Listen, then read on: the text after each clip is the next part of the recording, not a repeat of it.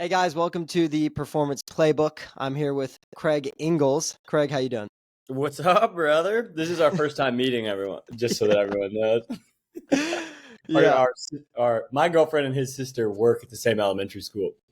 yeah. The connection is perfect, like a Tenet movie, just Oh, in beautiful. time. Never been a better collaboration between two sports who wear the least amount of clothing. 100%. We can kind of start this off in more of a funny way, but I actually knew about you a while ago from my old synchro partner. Um, yeah, my old synchro partner, he's retired now. Dinsmore, if you're listening to this, you're gonna love this. But he found you on Instagram, and he was obsessed with the mullet and the mustache.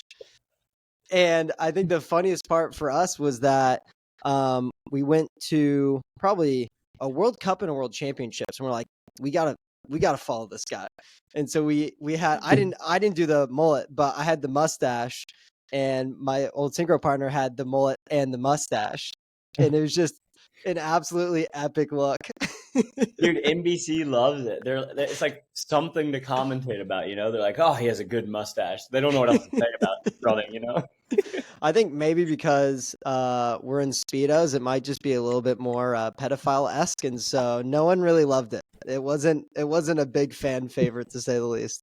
Yeah, the minimal clothing and the creepy facial hair. Yeah, 100%. It's kind of funny though when you look at your Instagram and stuff like that. Like you've kind of built an image around that a little bit to where like it almost does a piece of your marketing for you. Was that kind of on purpose, or that just kind of like happened? No. No, dude, we just did it to be funny at Ole Miss, where I went to college.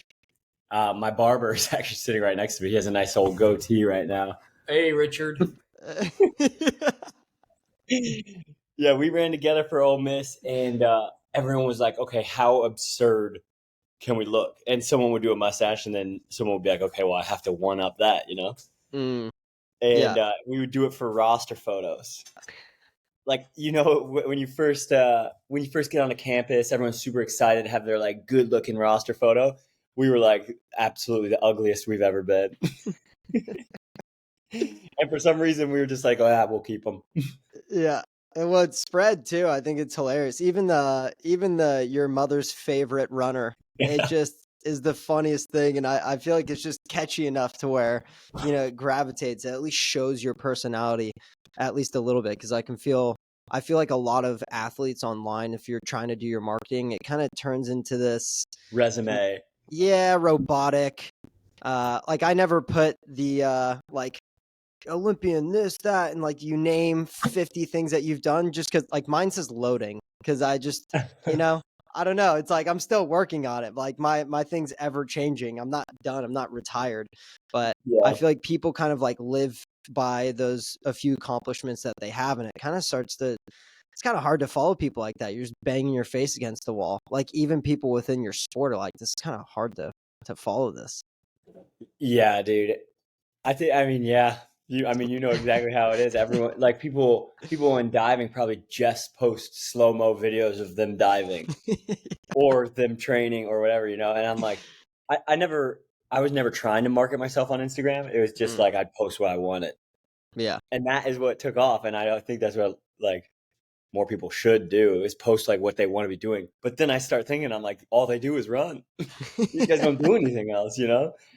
But yeah, Yeah. Yeah, I do think maybe that's the most I don't know if healthy is the greatest word for it, but it's like the best and safest way to market is just to be yourself. Because I feel like lying yeah, for as long as you can starts to get kind of old, and people I think eventually catch on. I think that's why it yeah. was kind of like fun to see your content. We were like, this guy's real as hell. You're posting like your rig you're living in and like the mullets out. You're like, you just know that's you. Like there's no lying there. It's just you. Yeah. Oh, that makes me think. Do you get to like meet a lot of your fans at your Fans. competitions and stuff? Fans. That's a fun one. I don't there's I mean, the amount of fans in diving could fill up probably 15 chairs. your parents, your competitors' parents. Yeah, Maybe a yeah. couple brothers and sisters in there. That's how Unless running is too, but there's like a few more fans. yeah, unless you're at like the top, like Tom Daly, Greg Mhm. Louganis, like people Yeah. that are like very, very well known, they'll have a fan base, but the majority of diving, it's just it maybe it's just because it's too boring to follow along, or there's not events. Like maybe for running, I don't know if you guys have like very structured events to where it's like easy for fans to come and watch. Um, I feel like it's easier to bring on fan bases that way. Yeah, it's a bit. I mean, running's a bit easier, but like really, we run like 30 meets a year, and 28 of those meets there's no fans at them. Yeah. It's just like the Olympic trials. There's fans in the Olympics and stuff. Yeah. So it's probably similar, but yeah, they're like I don't know with diving. I'm more apt to follow the Red Bull thing, Oh yeah. Yeah. like where it's just like mind blowing stuff. Yeah, I Because mean I the wouldn't know stakes how are to higher. score. I wouldn't know how to score your guys' things. I'd be like, that was fucking sick. Sorry if I Yeah. got. I'd be like, that was sick, but like, I have no idea. And they'll Yeah. score it like a 3. I'm like, that was the coolest thing I've ever seen. Dude did a Yeah. cannonball. Well, it's funny too though, because and I don't know if this is right or wrong, but for running, right? Like everyone can do it, but to do it on a level like you is again goes to nil. Like almost like if you look at the majority of the population around the entire world, no one can do it. So I think the interesting part about running, maybe that would be easier to connect to and easier to watch is like, well, I can do that. I suck ass at it, but like he's nuts at it. So like I want to watch that, you know? Yeah, yeah. But then it even gets to a bigger disconnect where they're like, no one can run 4 minutes for a mile. Where they're just like, they don't even believe it, you know? They're like, I'm Yeah. not going to watch this because it doesn't make sense. I feel like that's maybe for like the majority of diving meets, the majority of people can't really dive or do those movements. And so it's like on a small scale, Yeah. it's not that interesting unless you're watching at the Olympics. Then you're like, okay, this is a hell of a lot more interesting. That's nuts because you have to be again at that upper echelon for it to be interesting. Because if you have people just trying to dive, it's not the most fun thing to watch because it gets kind of slow and unless it's really bad, there's like a threshold of it being so good it's interesting, and then it being so bad it's interesting. If Yeah, people are yeah. like hitting the boards, you're like, yikes! But like, I kind of want to see it. Yeah, But yeah. I think I watched a video of some guys from the Philippines, maybe. oh They yeah, were like belly flopping. yeah, Oh my gosh. yeah, it's not great. But I think maybe that's the interesting part about Red Bull cliff diving. They're all insanely good because the stakes are so high. So if you mess up, like you're going to the hospital. Like it's usually like Yeah, yeah. the margin for error is so small, so it's incredible. I actually do think this is kind of a random side tangent, but can fans drink at your competitions? Um, all the international ones, yeah. Okay. But like some of the biggest meets are college meets, and I don't think they serve alcohol. Yeah. Because that was But my that would make it complaint. It would hype. be yeah, well, not even like it would make it more exciting, but if for small sports, if you're trying to like bring people in and actually make it more fun to watch, one of the biggest things for that is like having the fans kind of more relaxed and then looser to watch the event and have more fun. Like if they're all just sitting there bored drinking water, like it's probably not going to be great for them. Because the other thing that I throw out for diving that I think would be super interesting is gambling. I think that'd be super interesting. Yeah, it could get corrupt, but also no one's watching, so you might as well bring that in at least a little bit, Hmm. because you could. Yeah, that'd be It's sweet. We've talked about that with running too. Obviously, if the Kentucky Derby and like horse racing made it big somehow, yeah, like it doesn't even make sense that made it big. Then like I guess diving and running could like also have gambling and drinking too. yeah. I mean, it's I think the part that cracks me up is there's a lot of complaining within the sport, but there's never anything that changes within it fundamentally. And so Yeah. if there's nothing that would bring people outside of your parents that are forced to go and watch you, I don't really know what would change it. Like there's going to be nothing. You can try to change a few rules that might suck for the athletes, but it's not going to bring more people in unless you make it interesting. Unless we can shoot flares at you while you're running, I don't know what would make it interesting. Like I think gambling would be sick. They have like the Spartan runs or whatever. Wait, so Yeah. do the Red Bull people dive in the Olympics or no? They're trying to get it as an Olympic event, which I think it should be because it's But they absurd. that's 30-meter platforms, right? Or higher? Yeah, it's like 27, 28 meters. It's like 91 feet, roughly. But like once you get dialed in on that, are they like off a 10-meter platform? Would they be? It's a joke. Yeah, it's But nothing. would they be able to like? So can they Oh, move down and compete in the Olympics or no? so, like you still have to qualify. There's actually an athlete that's doing that. He dives on 27 and 10 meter, and he's actually Damn. just a monster of an athlete. But I think a big thing that I've seen with a lot of those athletes is actually if a lot of them did compete or even just train 10 meter in a more of a competitive way, as in landing on their head instead of their feet, I think they'd be better athletes. But I think that I don't know if that concept kind of connects with running. If something like that would kind of like, do you do like super, super long distance running? Do you think that would aid in yours at all, or even just like full blown sprints, shorter full blown sprints that would kind of play into your, because it's 1,500 meters is your event, Yeah, correct? yeah. Yeah. Yeah, the 1,500 meters is basically a mile. It's like Yeah. 100 meters short. Okay. If you go to a local track, it's like 3 3/4 laps. I don't. But for training for that, people usually run like 70 to 100 miles a week. Oh shit. Okay. So that comes out to like obviously 10 to 15 miles a day. Damn. But no one's doing that in ultra marathons. Yeah. There's no one in our sport, which would be sick. That'd be badass if there was a guy who was like David Goggins, but then they would hop on the track and just kick everyone's ass. But like I guess from a physical aspect, right? Because what's up, Pooch?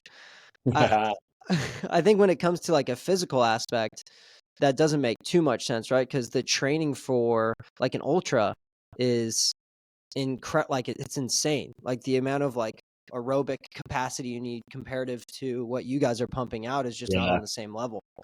I think they're all crazy too. Like they got something going on. Yeah, that's similar to the Red Bull cliff diving. We all say the same thing because like 10 meters scary as hell. Like Yeah, you're like, damn, dude, we're 33 feet up, and then you look up. I'm actually about to go to a training trip that is in Fort Lauderdale, and they have a 27 meter, and it's insane to look up and go, that's literally 3 times where I'm like sitting right now. And it's just like you feel like there's something missing, but like mentally, a lot of them are just like so strong at being able to shut down that like fight or flight and just be like, shh, no, like I'm fine, I got this, like I can Yeah. handle this. I mean, because most normal people would probably die jumping off 97 or 100 feet. Oh yeah, it wouldn't go well. It wouldn't go well. Yeah, because we try to bring like general Flailing their population. arms, Yeah. break both arms on the surface. Yeah, we try to bring some like general population onto like diving, like the 10 meter, and we'll try to like work them up. And you see a lot of like it's just being able to maintain like a certain, not just like a body awareness, but like a stability while you're in the air just to jump. A lot of Yeah. people can't do that. And so you'll see people seat drop and just bring up their legs and land flat on their butt, or they'll do what you just said. It's a good clean out for the month. But I think that's kind of an interesting point though. Like when you're pressing, trying to run as fast as you can within the 1,500 meters, like at some point, maybe it's similar to diving. Like there's a physical constraint that you have to break through, but at some point it becomes mental, right? Yeah, it is. It's like super mental, just like any other sport. Yeah. But it is a lot physical. Yeah. You can't just mentally will yourself to make the Olympics. You have to train too. Of course. But like I guess my point is, so for example, you said every sport, diving, for example, the amount of like physical work that you have to do to get yourself into a high performance level is very high. But at some point, there's like a threshold of strength that needs to be met. And then the rest of it is up to your mind for you to Yeah. just do your cues and like for you to actually perform what you do properly. Do you feel like there's a piece of that for running, or it's just like you just have to be psychotically fast and have that endurance? No. There's a point in every single race where your mind is like, okay, we could give up. Yeah. Or you could keep going. And like most humans would give up. And like Yeah. most humans would just give up on a normal run, you know? Yeah. But when you're like all out and you still have another like lap and a half or two to go, Yeah. you just have to be like, everyone else around me is doing it. I gotta stay in it if I want to Yeah. be good. Is But there then you like get past this pain threshold. mm, You get past that mindset and you're just like, all right, I want to win this race now. And I think very few people like have the will to even push past that first thresh thing and in the second part to like go for the win. yeah. Is there a way that, I don't know if this happens within training for you, but do you kind of train that piece specifically? Train at peace. That piece of like, so Oh, like that while you're the piece in the aspect of like, okay, like I know during training I'm gonna hit that like fuck this, I want to stop right now.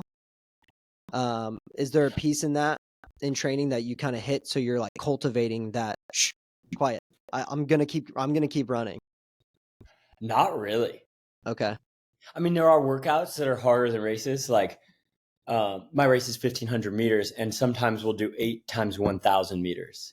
But it's Oof. not at race pace. But like you get to like number 6 and you're just done.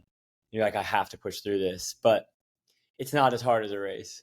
Yeah. Like your heart rate's not at max. Yeah. You're not fully lactic. Like there's just Yeah.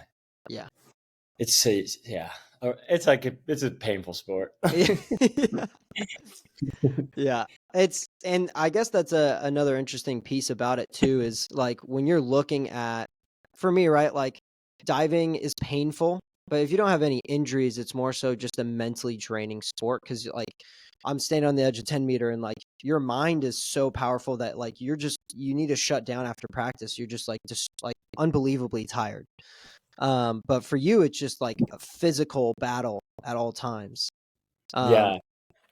how are you Wait, able have you ever tried? Have you ever been in a competition and like you're in second, and to get first you have to do a trick you've never done before?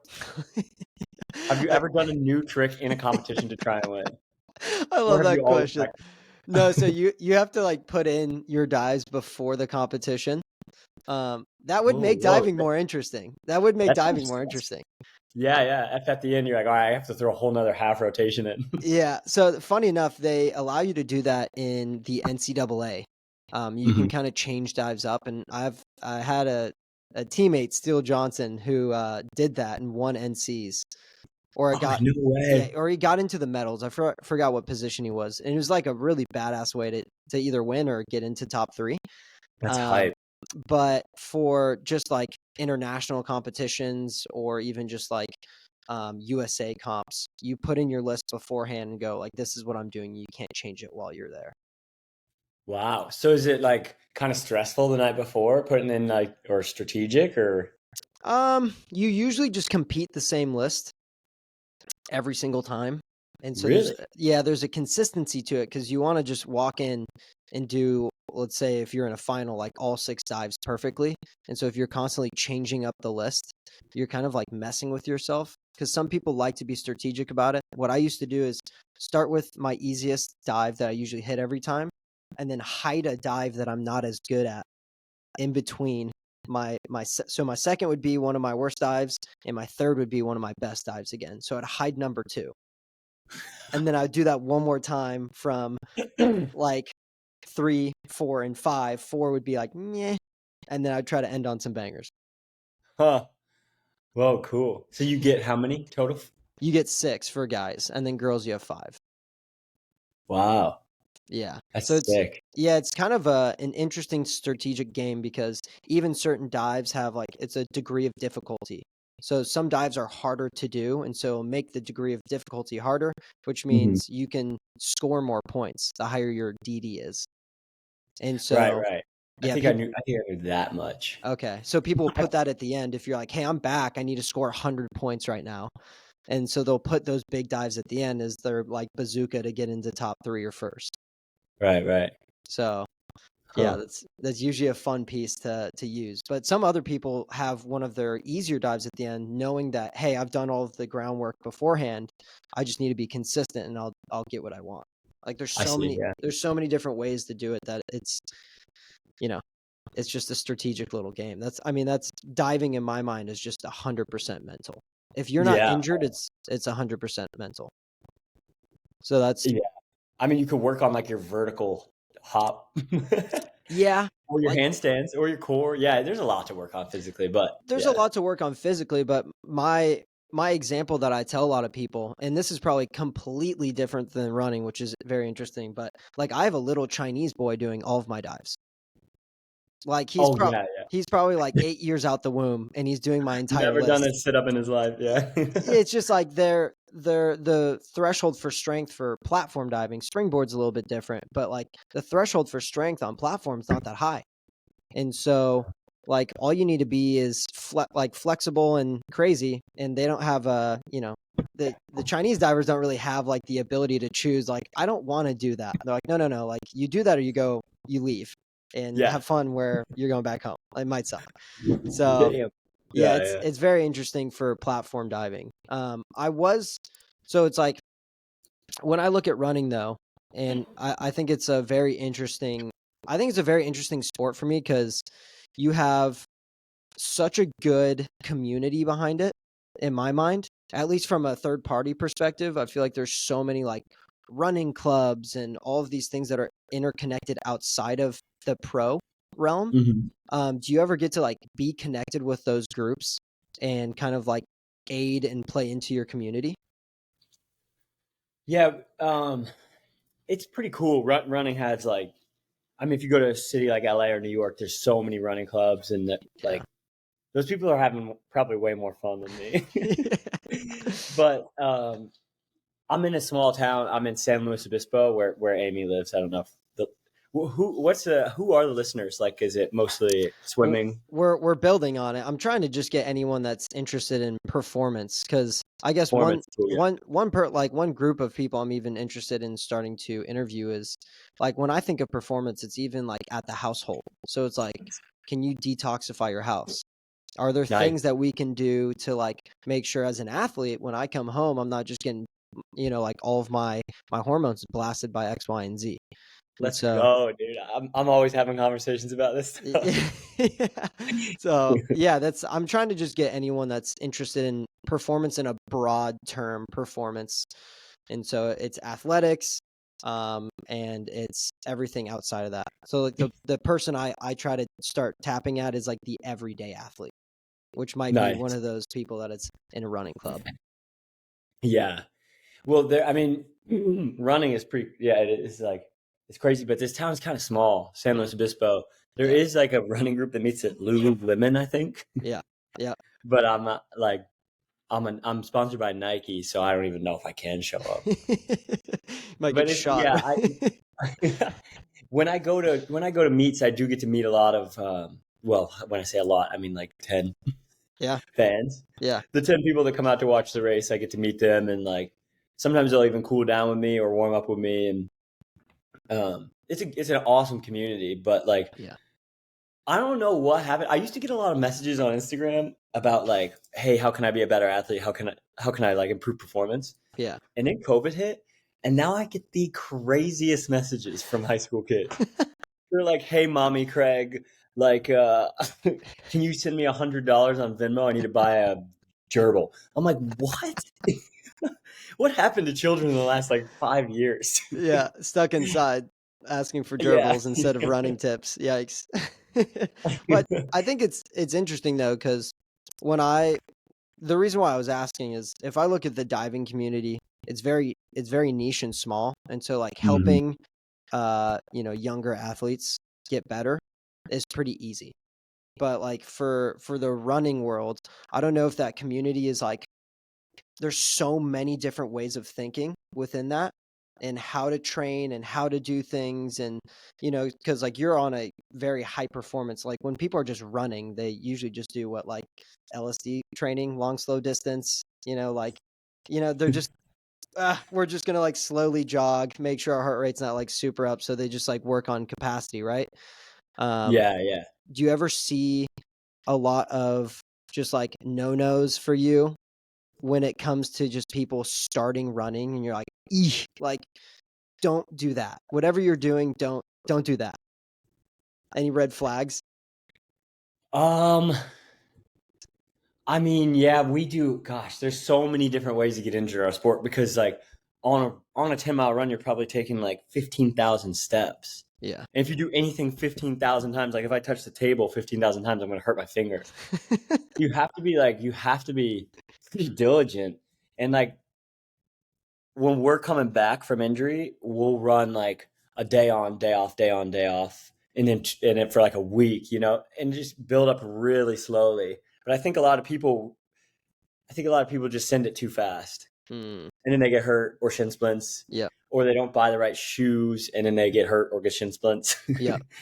But yeah, a lot of people just like you got to do it, take it slow, just like anything else, and even then you can still get hurt. Yeah. So our sport, yeah, I mean your sport, you probably get hurt way more, but people have these tiny injuries, stress fractures, or all these tiny niggles that like you just don't want to run through it. It makes it really miserable. Yeah. Yeah. Because it's like you're really just doing one thing in such a large capacity. Yeah. That was one thing that I was interested in because I don't know. I'm assuming when it comes to the pro level, no one's wearing barefoot shoes, for example. Like, No. yeah, I feel like that'd be crazy. Like that'd probably be like the dumbest thing you can do, right? Because like the technology, right, when you're wearing one of your high performance shoes, is you have a little bit of that pad in the back for the heel strike to roll through. It makes it Yeah, easier to yeah. run. Are Well, you did get me thinking. I mean, that barefoot running was a big thing for a minute, yeah. the Vibrams or whatever, but they never sponsored any really good runners. Hmm. And I'm wondering if they had. I'm wondering if people would have done well, Yeah. like, or if they would have just been injured. But so the bottom of our race shoes have metal spikes on them, Oh and yeah. I'm Yep. just trying to imagine the barefoot shoes with spikes on them.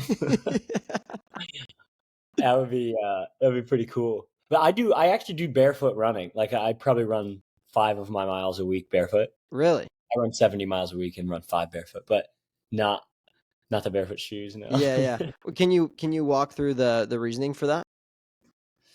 um, for me, okay. So one main thing that a lot of runners do is they stop doing other things in life, Mm. and they just move forward like one plane. Yeah. And then in other sports, you're moving laterally.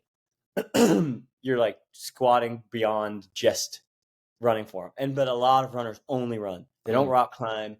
They don't um Like the they cross don't training do play aspect. basketball. Yeah, and Yeah. their cross training is the lateral forward plane as well Yeah. if it's biking. So Yeah. a lot of times you lose these muscles on like your hips and your joints. I don't know. So that's like one of the biggest things I started getting injured when I started taking running really seriously and stopped playing basketball. I stopped playing soccer, and then it exposed all these weaknesses. Yeah. Yeah. Yeah, so I would just like continue living my life unless you're trying to make the Olympics, then Yeah. sacrifice those things. But like, yeah, go play pickup soccer, go rock Yeah. climbing. Funny enough, I just had a strength coach on yesterday, and we were talking about the aspect of play and how important it is. And the more the science-based side of the strength and conditioning field gets, the more they learn about how important play is. And a lot of Yeah, the things they're trying to do, for one of the examples that cracked us both up was a lot of the sports specific plyos that people have, like that are like coaches are giving to athletes. If you look at the patterns, the movement, like mechanics of what they're doing, he's like, that doesn't look like, pickup basketball by any chance. yeah. Maybe A lot of, stickball. yeah, it's like there's so much play that is actually perfect for plyometrics, and you can get a lot more creative to where you're not just stuck in one plane of motion, and you're making sure that you're more structurally balanced. And it's funny, like even for high performance athletes, I've figured this out for myself. The more I got out of one singular plane of motion, the more I started doing some form of cross training, a lot of my injuries, or a lot of just my body overall, felt a lot more stable, because I could take load in a different way. Like, for example, if you're just like running in a straight line, you're stuck in one plane of motion. Doing some lateral movements, like playing basketball, funny enough, even climbing, right? Working your upper body would be kind of beneficial overall, because it makes you more of a complete athlete. Like, your movement patterns Yeah. get a hell of a lot better. So Honestly, dude, spike ball was my favorite of all of them. I don't know if you've played oh yeah, it's a great time. spike ball and pickleball, because it's like not very high risk of injury. Yeah. But like, and you could play for hours. And yeah, I don't know. I loved those, but I don't have enough friends here to play spike ball. I think the big one for me that I would play for hours with my teammate Greg was hacky sack. Every summer we'd play hacky sack Really? for like 3 hours. Did it absolutely destroy our hip flexors? Yeah. But like, Yeah. you moved, you were like working a lot of lateral movement, which we don't do either. And then again, it's just think about it in a form of a plyo, like the amount of jumping we were doing, fast sprints we were doing without even recognizing it was incredible. Yeah. I think that's an interesting part too, because if you look at the warm up, was what we were talking about yesterday with the strength coach. His name's Hayden, fantastic dude, and it's just funny because a lot of people's warm ups, like the basis of what a lot of strength coaches learn is this very like, you've got to mobilize and activate, and then you've got to potentiate. And it's like, just, you can smash all of that together by like, your warm up for running could be hacky sack, and you might feel a hell of a lot better. Like, I was telling him, I feel the most prepared to dive after I wrestle one of my teammates. It doesn't. Yeah, everything's activated. Yeah, like my blood's flowing. I work the hell out of my body. I'm not just working, just a body weight squat and some, basic twisting. You like force your body to work in so many different planes of motion, and you fire in such a good way that it's like, dude, I am prepared for diving now that I just did something almost 10 times harder. Yeah. That's it, dude. Good theory. I mean, our warm ups for running is running.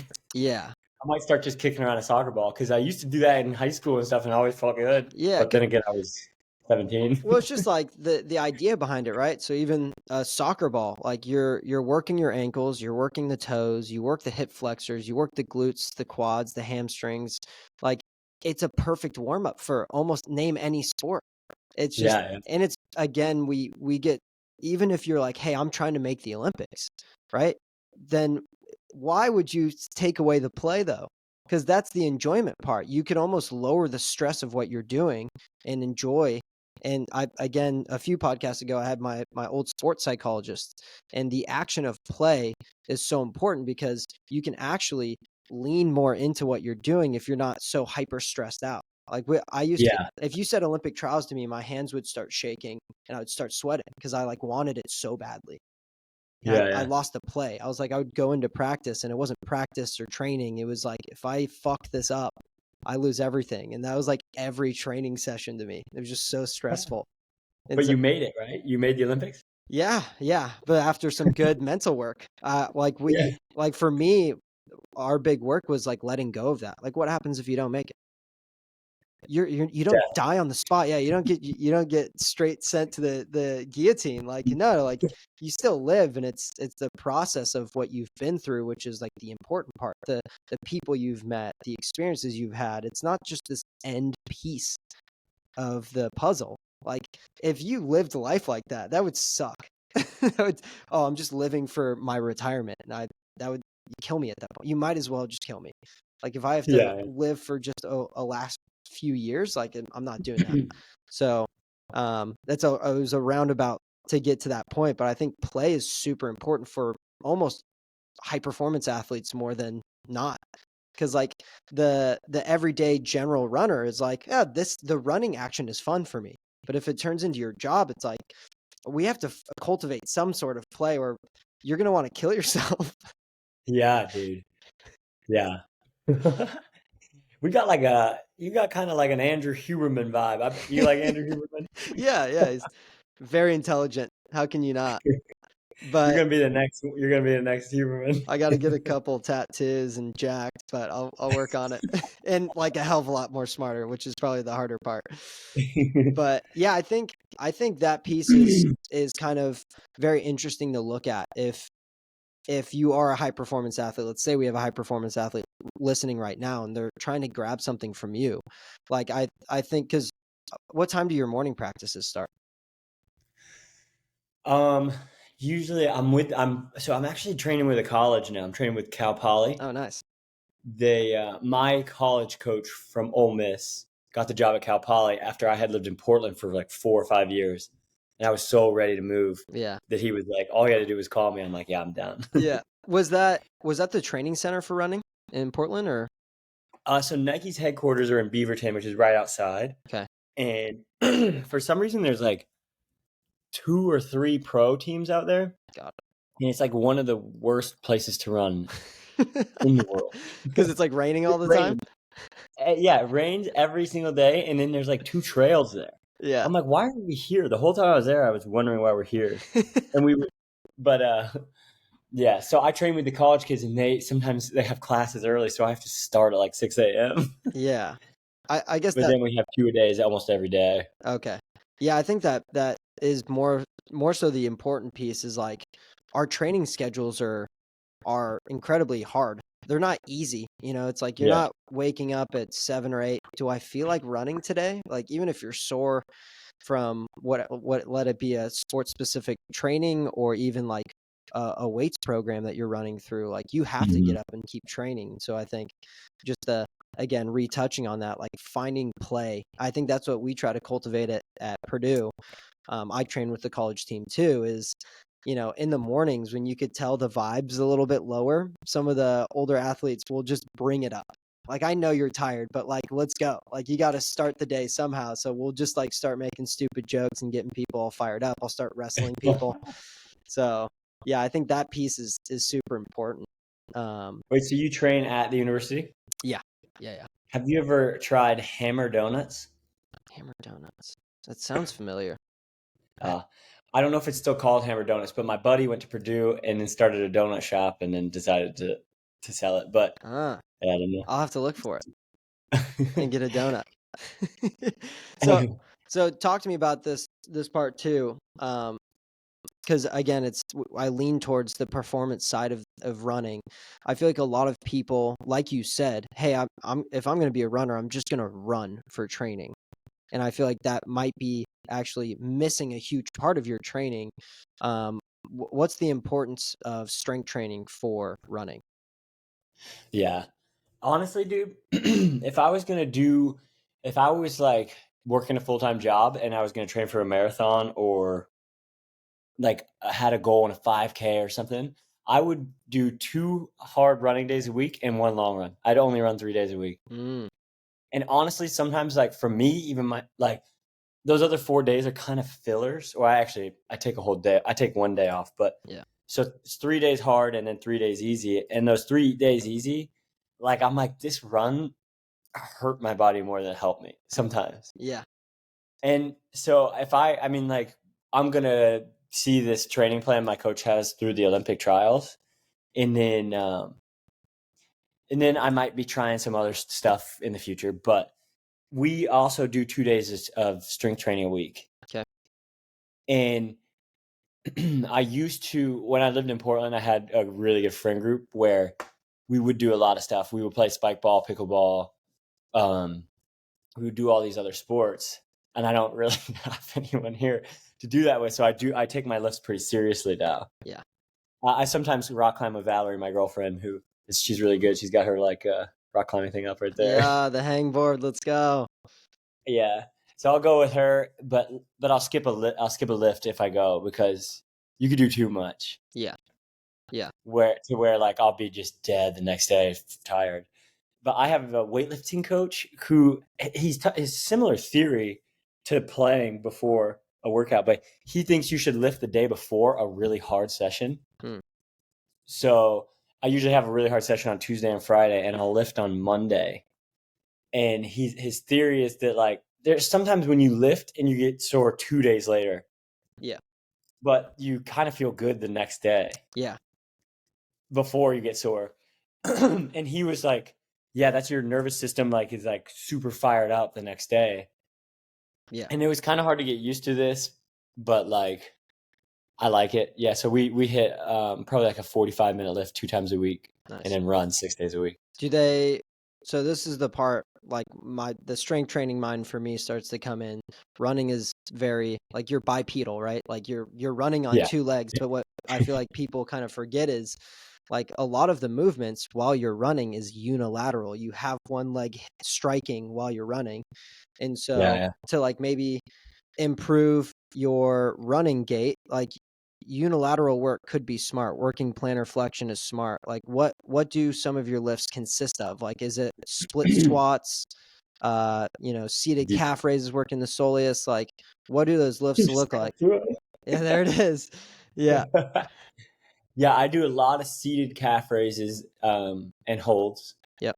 Because I had an Achilles tear, not full, but like I had tearing in my Achilles, and the PT down there gave me those, and like that strengthened everything, soleus, gastroc, and everything down there. But we do deadlifts. Okay. It's deadlifts, a lot of balance work, a lot of core work, a lot of single leg stuff. Yeah. And very seldom it's like arms, because there's sometimes in races when you're at the end and you're like, oh, my arms feel like your arms are gassed, right? Like you're in a locked isometric hold with the arm. Yeah, true. Yeah, so like that was one piece. The reason why I was kind of interested in some of the training, obviously, like you're running, if all goes well, what's like a consistent average mile for you if you're happy with it in a comp? Oh, in a competition, so it used to be sub 4 minutes for a mile was really good. Now it's like average. Yeah. Oh my But God. yeah, so the world record is 3:43 for the mile. God. That's 4 laps around a track. 3 minutes 43 seconds. And you'd like to be right around 3:50 if you want to compete at the world stage. Okay. Probably under. Yeah. So it's like the isometric hold then of the arm is almost more fitting for the ultra or the marathon runner that is going to be holding that position. Because I mean, bad running technique, you don't want your arms kind of flailing on the side. So like to be able to do that. But I think there's even a piece though, because maybe because that's such a short, you're more like anaerobic while you're running. Do you guys do any like watt bike training, working like anaerobic threshold and lactate threshold stuff? So this is probably a whole nother like hour-long episode. Like talking about like the really nuanced performances of running, because then we get into like drugs and stuff, performance enhancing drugs. Let's talk about it a little bit. You're piquing my interest. This is the fun side. Yeah, so a lot of runners are like on the cutting edge right now. They used to monitor their running with a heart rate monitor. Yep. And so a lot of people still do that. A lot of people most people have GPSs that do it. Okay. But they used to base their workouts on their heart rate if it was too high, too low. Yeah. But now it's called it's a lactate monitor, right? Lactate monitor, where like you finish a rep and you prick your finger. Yeah. And it's like what like someone that's checking their blood glucose would use. But it tells you your blood lactate. And there's like this threshold it's 3 millimoles. I don't know what it means, but you want to stay under that. Okay. If you're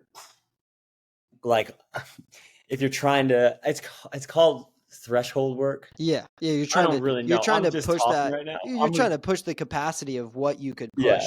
That's why the reason why I brought it up is I've done a little bit of that training, because you're trying to work like how much force you can output for that stint of time. Let it be like 3.5 minutes, 4 minutes of you just sprinting your ass off, where you feel like you're gonna throw up by the end of it, right? Like the training is horrible. Like it is rough.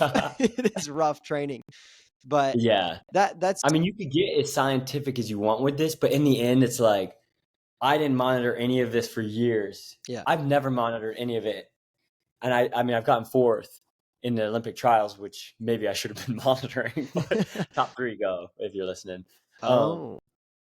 Yeah, but I don't know. It's all theoretical, and the Yeah. best guy in the world is this dude from Norway, Okay.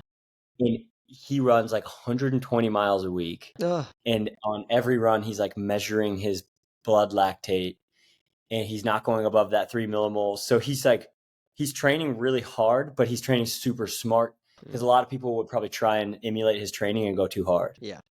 Yeah. So there's all this science behind it, but I just listen to my coach. I'm not a smart man like Forrest Gump.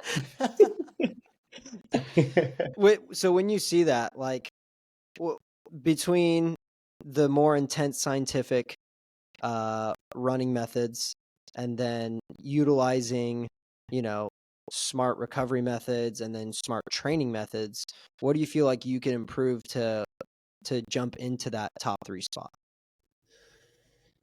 For me, it's the distractions outside of running. Okay. For a lot of people when they're growing up have the dream of being an Olympian and stuff, but I started running my junior year of high school, Oh, wow. which like in athletics is pretty late. Yeah. Most people start either freshman year of high school or even middle school. Yeah. Like this guy from Norway started when he was 7, Yeah. 6 maybe. Yeah. So I never like had these dreams, and like I just, it happened to where it got me into college, and then it got me a scholarship in college, and then I ran really, really well in college, and I became a pro runner, which is so goofy, but yeah. So it was never a goal. I don't even know where I started with this. Well, like, you said it's the external things that are kind of potentially holding you back from that top 3. Oh yeah. Yeah. But so running's always been on the back burner. Like I love working on RVs or my house or just being outside or hanging out with friends. And I would always be like, all right, I just got to get this run down. Then I can live my life. Yeah. But like, I'm trying it now to be a robot where it's like my phone background is this schedule. So I don't forget like you can't see it, but what to do during the day. Yeah. You'll be like, all right, make sure you sauna today Yeah. and I'm like, I don't really like have time for like social aspects of my life. It's kind of sad. Yeah. But I'm willing to sacrifice that for 6 months, 7 months, Yeah. Yeah. And then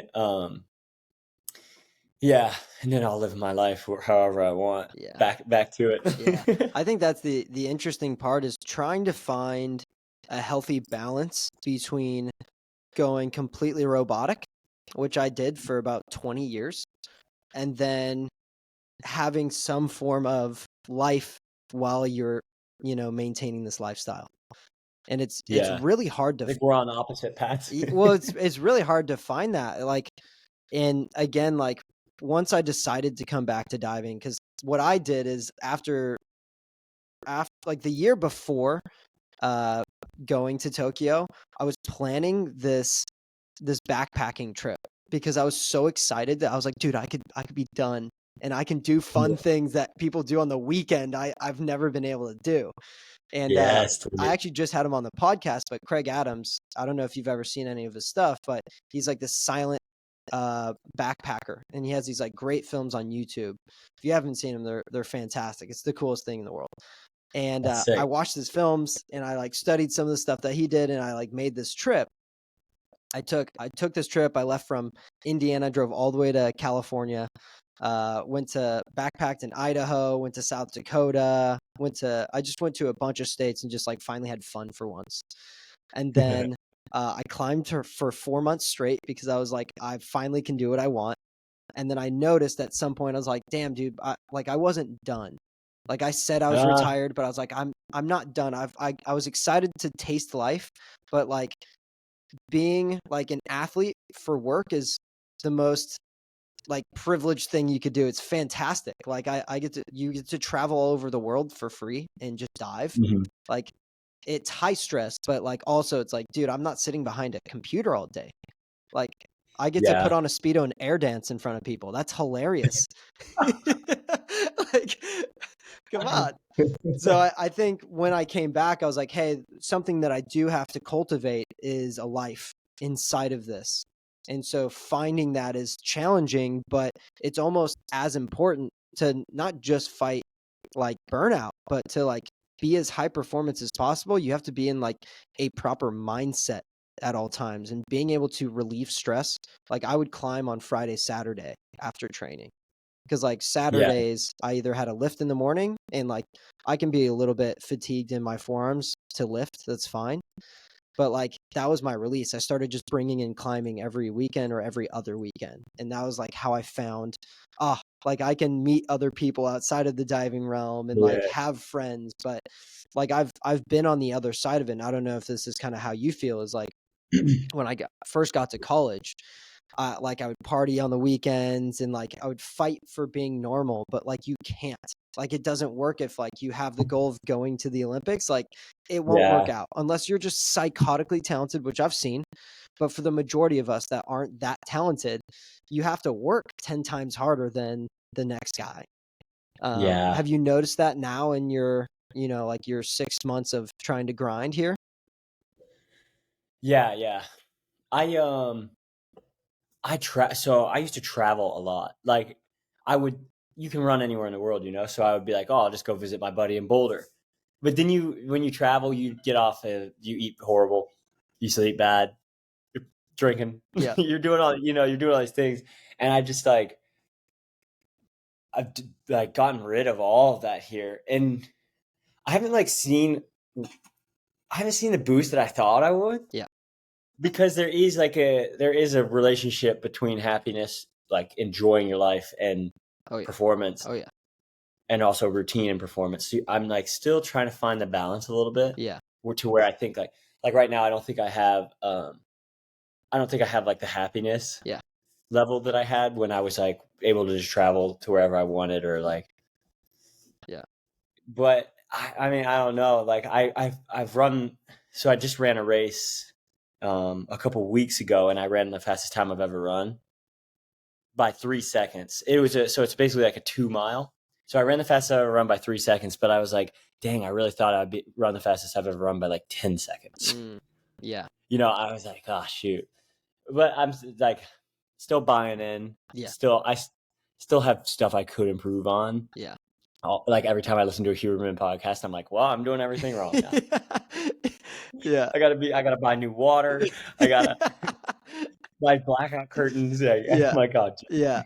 I think that is kind of the interesting part about performance, is like you always could do this better, but I think it's like really locking down the fundamentals is probably the most important. And then one of the fundamentals of that is just staying consistent. Because like, Yeah. that 10 seconds might come, but it might take a bit. It might be at Olympic trials when you just blast everyone out of the water. And you're like, bing bong, what's up, dog? I've been here. Like, here we are. Yeah. You just got me hyped, dude. Yeah, that'd be sweet. Yeah. But it's like it's those small pieces. And this is what I tell a lot of athletes that, ask me questions or, are looking for advice, is mobility, for example, is like, it's the most annoying thing, because you're like, I want to just fall into a front split right now. Teach me. Like, it's not going to happen. Like, everything will rip, everything. But like over time, if you load into it, like progressively overload, like starting to run slowly and adding it in week on week, you'll start to see that benefit. But it takes a long time. Like you're looking at a year or Yeah. two to get into a front, like a full front split, or even close to one. You're looking at the progress is just so minute, but it just takes time. And even that it's not a linear process, you know?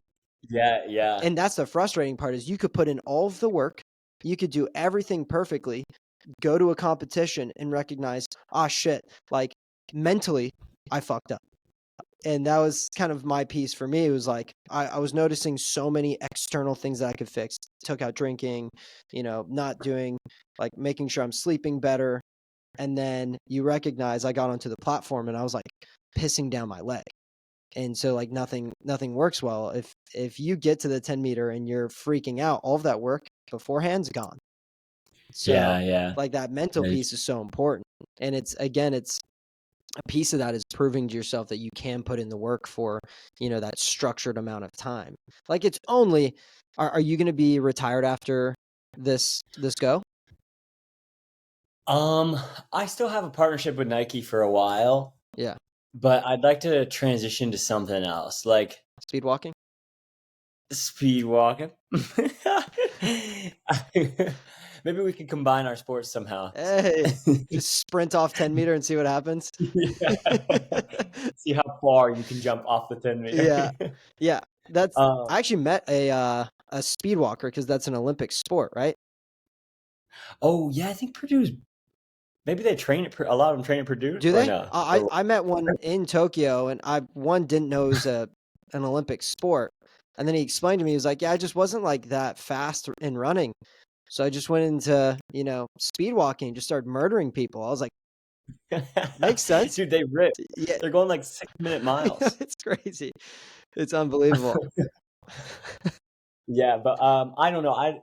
I have the same mindset you used to have, where the grass is always greener. Mm, yep. And I got hurt. I got hurt a couple years ago, like right before USA's, and I was so tired of my training in Portland, and my coach lived in Denver. Like I was basically just like alone, and so I was like ready to quit. So I went to Portugal for a month, and I was going to go backpacking as well.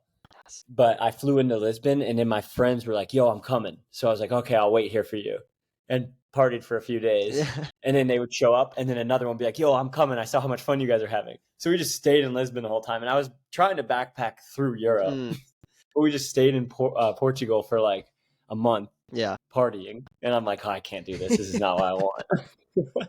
So I still have this itch to like do the backpacking thing, or just like wake up and be like, okay, today I want to like hike a 14er. Yeah. Or fly to Bali. Like, whatever or work a random job. Yeah. Yeah. But that can always wait. Yeah. I think there is something to doing it though. A lot of athletes within the diving realm, I don't know what this looks like in other sports, but after an Olympic cycle, they'll take a year off or 2 years off. And you see some of them come back better. And it's because like, Really? yeah, like better too. Like they just, something's different. And I think one big piece to that, and I had a piece for me, like I've gotten a hell of a lot better. I took 4 months off and I missed a whole like year cycle, but it was so important for me to go do those 4 months of climbing. That's all I did. I climbed and lifted for 4 months, and it was. Did you get pretty good? What'd you end up climbing, like 513s, 514s? I like bouldering. I like minimalism. Just give me shoes and chalk and let me climb stuff.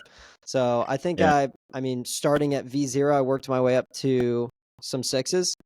So Nice. it wasn't too bad. Yeah. Yeah. But I think there's a piece to that to where it's like, if you could take 2 weeks to be a degenerate or to go backpacking and then realize that like, hey, this is sick, but in tiny spurts it might be great, but like for life, like there has to be a balance even on the on the other side, of where the grass is. Yeah. And the grass is nice. Yeah. I've touched the grass, I've smelt the grass, stood on it. Yeah. It's unreal. But like it's definitely not everything. And I think being able to just go do those things that you like, dude, I just like I need to go backpacking through Europe. Just go do it. Go do it and then come back. And I think it'd be like a lot more satisfying to do the sport. What's the average age for someone to like retire from running? Yeah, it used to be like 26. Yeah. Like, because there's not much money. You'd finish college at 23 because you go for 5 years, and then for 3 years you just bare bones it and try and chase the dream. And then after the Olympic trials, you're like, okay, I'm done. Yeah. Yeah, it's essentially like diving. Yeah, but nowadays, either people have a lot more money or COVID hit and people are a lot older in college. I don't know, but people are like 30 to 34 when they're done. Yeah. Yeah. And but it's just like all based on the Olympics. Yeah. Because after 2024, I'll be 30 in 2024. I don't know, being 34 in 2028, I don't know like if I'll still be good at running. Yeah. Yeah. Yeah. But the best guy in the world, he was 18 when he was the Norwegian that I've been talking about. He's 21 now, but he was 18, killing everyone. Yeah. Young buck. He's so nasty. Yeah. I definitely feel like training has just gotten smarter. Like with people like Andrew Huberman, which is kind of super nice to have, but like the ability to have more longevity within sport is easier now that like we have better modalities when it comes to recovery, like knowing how important sauna is, or the right time to utilize ice bath depending on what you're looking for, and eating smart, sleeping smart. And like, again, another person that I had on was super interesting, but a strength coach and a breath coach, and learned so much from him and some of the books that I've read before him. But like, even how you're sleeping, there's a performance to that, and it's really interesting to get that performance down right, because that's a steroid within itself if you get it properly. Oh man, that's the best. Yeah, Yeah. like, so I think Sleep. a lot of those pieces are like super super important, and I think we've been able to like push that age barrier a little bit higher and higher every 5 to 10 years. Is like, you can see people diving longer, you can see people probably running a little bit longer. Do you feel like there's a maturity piece to what you've done, to where you feel a little bit more seasoned walking into these competitions, towards it's easier, what to do? Yeah, for sure. I definitely feel more like experienced, but a little bit less excited. Yeah. Okay. And when you're first coming into these competitions that you've never done before, it's like way more exciting. Yeah. But to me, it's kind of nice knowing exactly where to walk, like to check in this. Like I know where everything is, how everything goes. Yeah. But it's just a little less exciting because I love the new Yeah. stimulus. Just to end this, because I'm kind of interested in this little piece to it, but tell me about the rig. Was this like a competitive advantage, having like driving to comps and staying in this in this vehicle? I never lived in the RV. But did you use it for I like don't. competitions? Oh yeah. I drove it down to the trials last year because my parents had rented a house and I was just gonna sleep in the RV. Yeah. But then it ended up being like 115 out. It was crazy. It was like the biggest heat wave ever to hit Oregon. Yeah. But so I slept in there a couple nights, but the AC couldn't pump hard enough, Oh. so I had to find another house. But yeah, I have a few RVs. Oh, really? Yeah. Are you like flipping them, or is this just Yeah, like? I used to. When I lived in Portland, that's what my favorite thing to with my free time was, just to work on things. I have one tattooed on my Let's ass. go. That's sick. Is this podcast?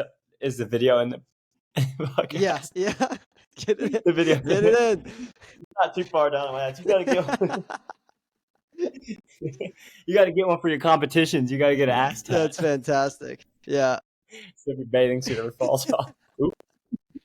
That's fantastic. Well, it's been an absolute honor having you on. It's been fun. I feel like I've learned a little bit more to add to running, and how to be a little bit smarter coming into this. But thank you for your time. We'll have to pull Yeah, you on, thanks for and having me. we can go over the science side of it at some point, to just kind of go nuts. If we can throw your How coach about on, we do one while we're in Paris? I'm down. That'd be great. All right, I'll hold you to that. Yeah, brother. I guess I'll see you in what, 7 months, 8 months? Yeah, that's the hope. That'd be the hope. Yeah.